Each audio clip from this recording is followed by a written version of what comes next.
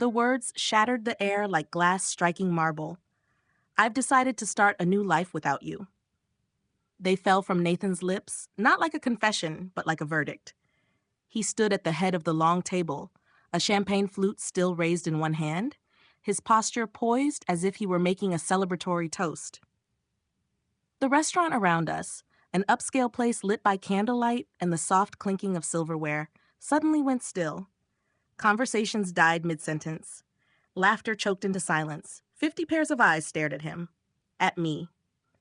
At Sophie, our daughter, who was still smiling when the words were spoken and frozen now. This was supposed to be her night, her college graduation, a milestone. We had flown in family from both coasts, friends, professors, old neighbors, people who had watched Sophie grow up.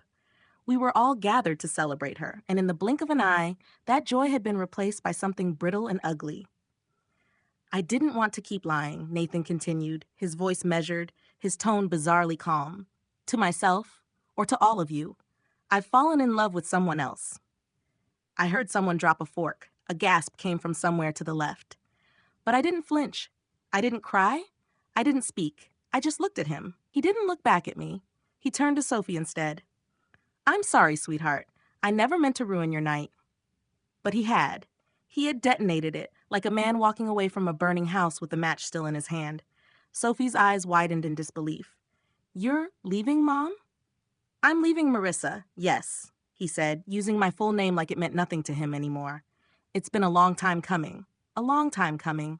I blinked once, slowly. How long had he been rehearsing this? Was the woman, no, the girl, at the office really worth this? Worth detonating 3 decades of a life built together? But I said nothing. I didn't give the crowd what they wanted. No tears, no screaming, no collapse. I'm okay, I told Sophie, though I wasn't. Not yet, but I would be. Nathan left that night. After the party had broken up early and our guests offered us awkward, broken goodbyes, he came home, packed a duffel bag, and left without much more than a backward glance. No explanation. No real goodbye. Just a man walking out of his old life as if it were a job he'd resigned from. The next morning, I sat alone in our kitchen. The sun was rising, cutting gold slashes across the tile floor. The coffee in my cup had gone cold, untouched. The silence was heavier than grief. I stared at the cabinets Nathan had picked, the faucet I had insisted on, the wall where Sophie had once drawn a flower in crayon. Everything was the same. But none of it felt real.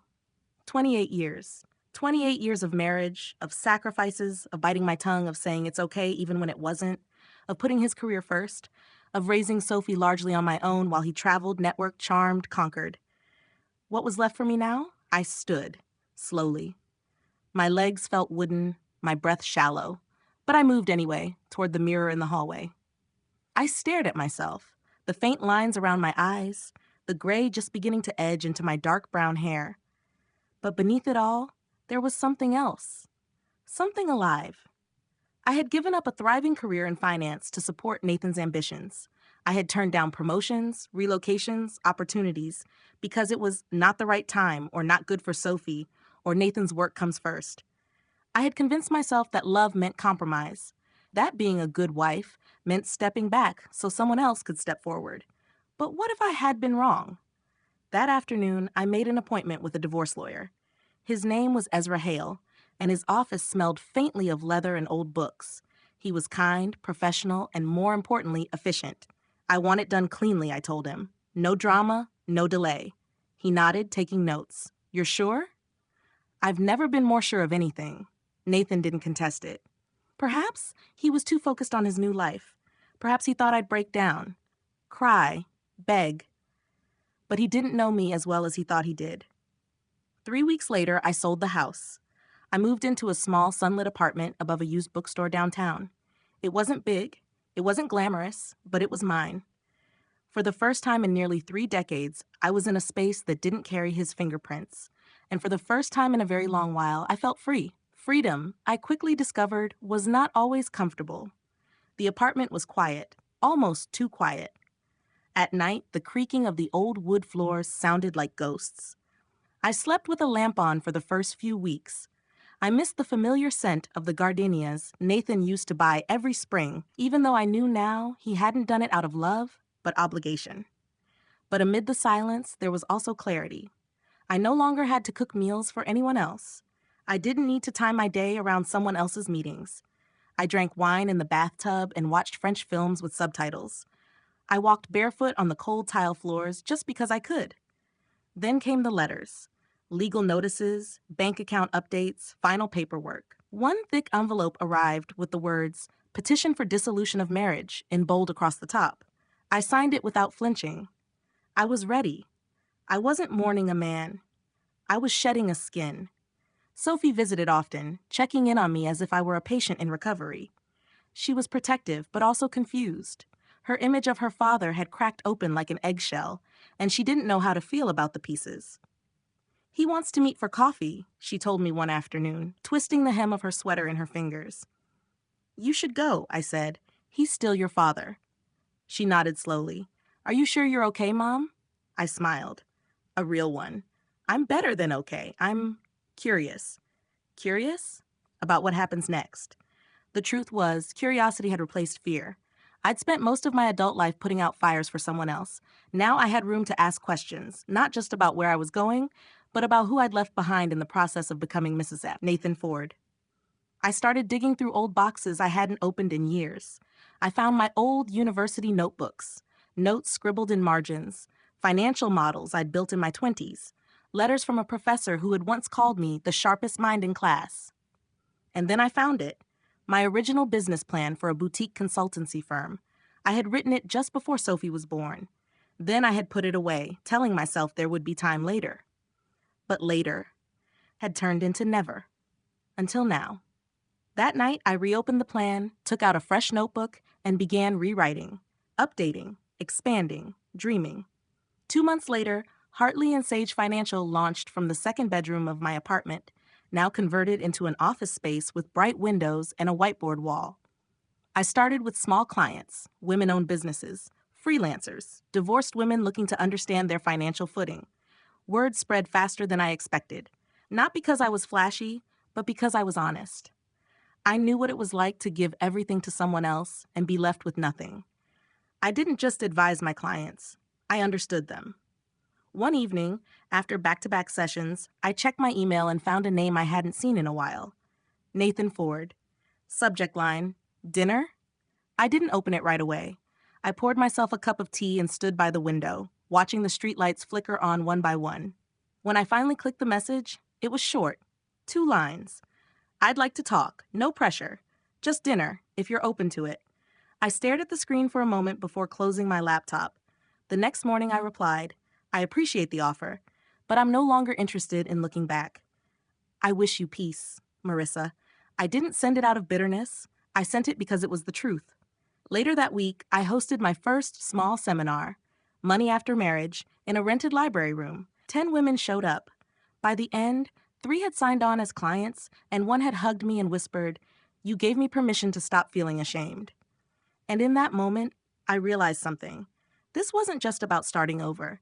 It was about building something entirely new, from the ashes, yes, but stronger, wiser, braver. There was something addictive about momentum. Once you began moving, truly moving, standing still became unbearable. The consulting work kept growing. I no longer worked just from my apartment. I rented a small shared office in a historic building downtown. Exposed brick, tall windows, old-world charm. I decorated it with soft lighting, a few inspirational quotes, but nothing too cheesy, and a deep blue rug that reminded me of the ocean. Clients came by referral now. I no longer introduced myself. They already knew who I was. I had built something real, and I had done it with my own 2 hands. But even as my career flourished, I still had space in my life, a quiet, tender part I hadn't yet revisited. Love. For a while, I told myself I didn't need it, that it was safer not to want it. But that wasn't entirely true. It wasn't love I feared. It was losing myself again. Then I met Julian. It started with a coffee spill. A literal one. I was rushing out of my office, latte in hand, and collided with someone rounding the corner. We both gasped, and I looked down at my white blouse now adorned with a splotch of espresso. "I am so sorry," the man said, flustered. "That's completely my fault. Let me pay for dry cleaning. Or do people still dry clean?" I laughed despite myself. "Some of us do, especially when we spill coffee down the front of our only decent blouse. He grinned, holding out a hand. Julian Beck, I work upstairs, architecture firm. Marissa Hartley, I said, shaking it. Financial consulting, ground floor. He glanced at the stain and winced. At least let me buy you another coffee. Consider it caffeine reparations. I almost said no. I almost made an excuse. But something about his sincerity and his charming awkwardness made me pause. All right, I said. But I picked the cafe. Over coffee, I learned Ian was recently divorced too. No drama, just distance. We became very good roommates, he said, which is fine until you realize you didn't sign up for a roommate. We shared stories, laughed about the awkwardness of dating in your 40s, compared notes on everything from streaming shows to good red wine. One coffee turned into 3, then lunch, then a walk in the park. He didn't push, didn't press. He listened. He remembered things. And when he looked at me, I didn't feel small or overlooked. I felt seen. Still, I hesitated. One evening, I told him, I'm not looking for a rescue or a fairy tale. Good, he said. I'm not in the business of rescuing people. I'm more into building things, slowly, with good foundations. I smiled. Architect humor? He raised his glass. Always. We took it slow. On purpose. I wasn't willing to lose myself again. Not for anyone. But Julian never asked me to. He encouraged me to speak at a local women's entrepreneurship event. You have a voice, he said. People need to hear it. I stood in front of an audience of 50 that month and told my story, not the polished version, but the raw one. The room was silent, not with judgment, but with understanding. When I finished, they stood, clapped. A few even cried. Later that night, Julian met me with flowers, not roses, but calla lilies. Why these? I asked. Because they symbolize rebirth, he said, slipping one behind my ear. And you, Marissa Hartley, are the very definition of that. I didn't cry. Not then. But when I was alone later in my apartment, the one I'd built into a home, I let the tears fall. They weren't from sadness, they were from awe, at how far I had come, at how far I still had to go, because this wasn't the end of my story. This was still just the middle. Part 4, The Woman in the Mirror, Hongqiruan. By the time spring returned, I had become someone I didn't always recognize, but in the best way. Gone was the woman who second-guessed herself, who apologized before speaking, who measured her worth by someone else's shadow. In her place stood a woman who negotiated contracts before breakfast and walked into boardrooms without shrinking. But even with confidence comes reflection. I still caught glimpses of the past in unexpected places. The smell of Nathan's old cologne wafting from a passerby, the taste of a certain Cabernet we used to share, the way a song would play on the radio and I'd pause mid-step, surprised by the ache it stirred. Healing, I realized, wasn't a straight line. It was a spiral. Sometimes you circle back, not to stay, but to remember how far you've risen.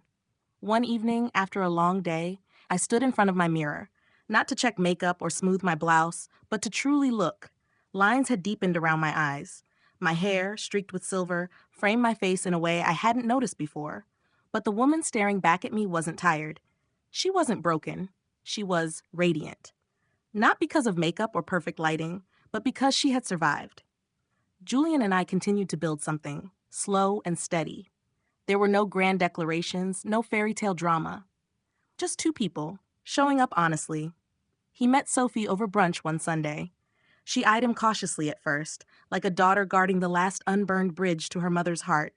But by the end of the meal, they were laughing over shared love for obscure historical documentaries. Later, she pulled me aside and whispered, "He's different. He sees you." I nodded. I know. Julian didn't just see me. He respected the space I carved out for myself. He celebrated it. That, I'd learned, was the difference between love and possession, between partnership and dependence. Around that same time, I was invited to appear on a local podcast, Rebuilt, Stories of Reinvention. I almost turned it down. Public speaking still made me anxious. But something told me this mattered.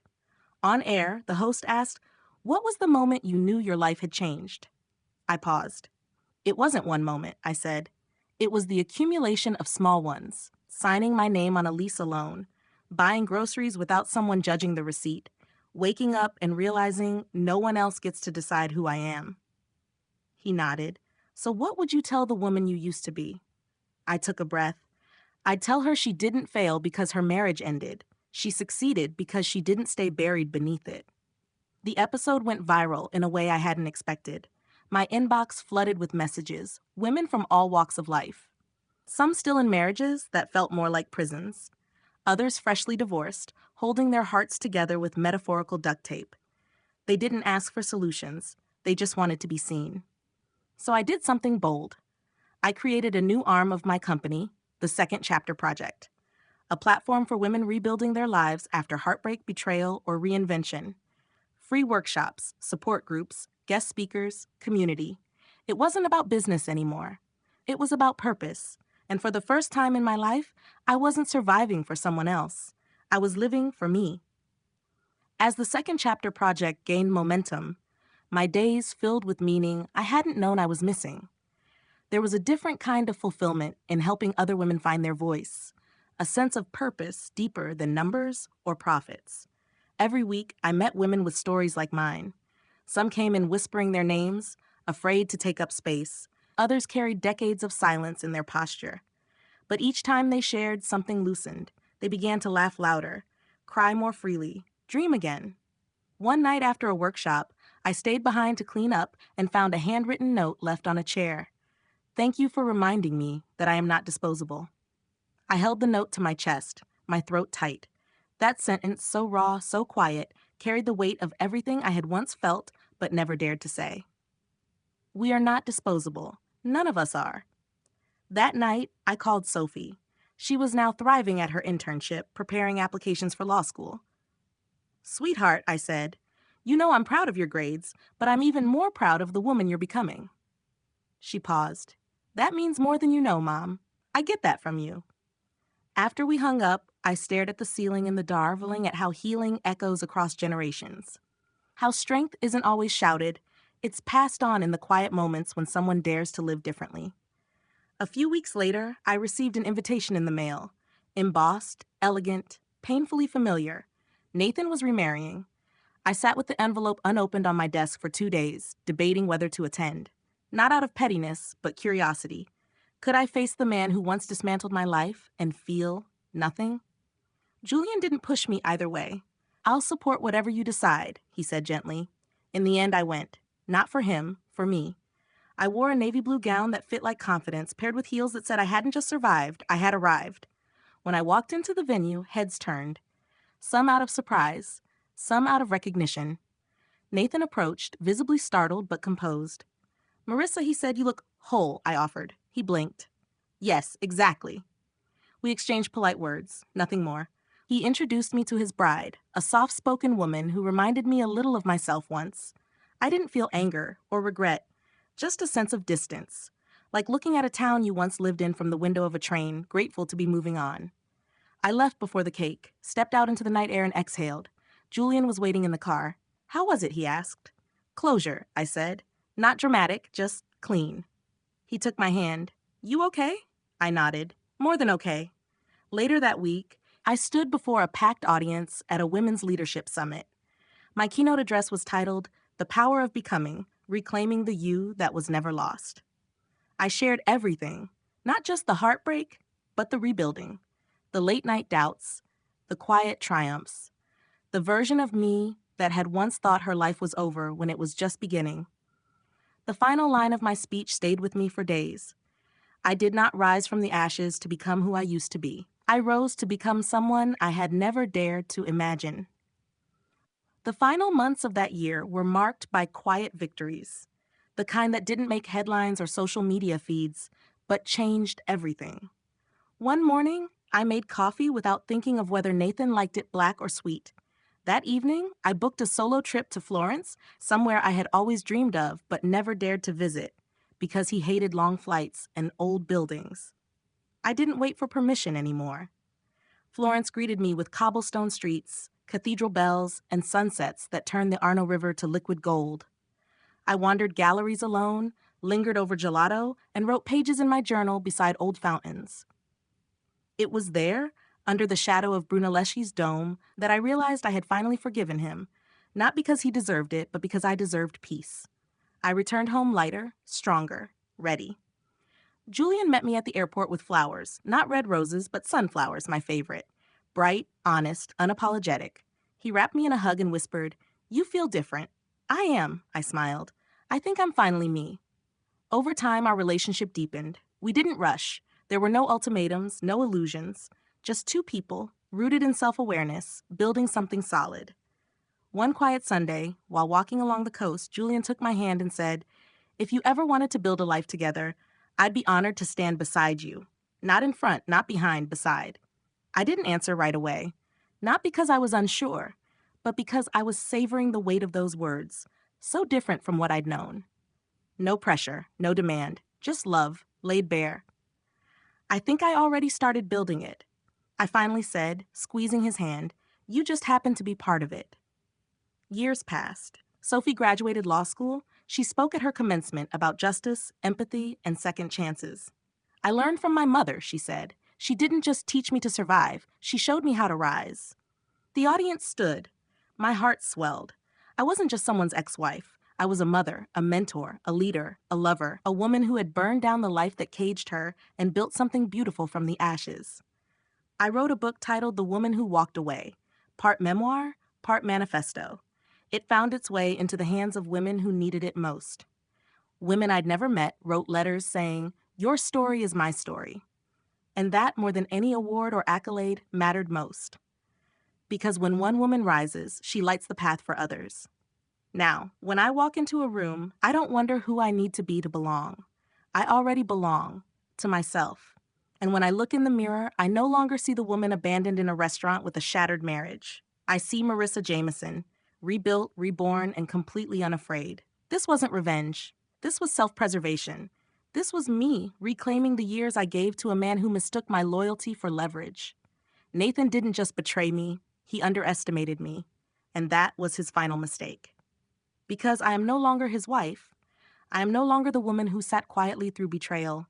I am a mother, a survivor, a businesswoman, a lover,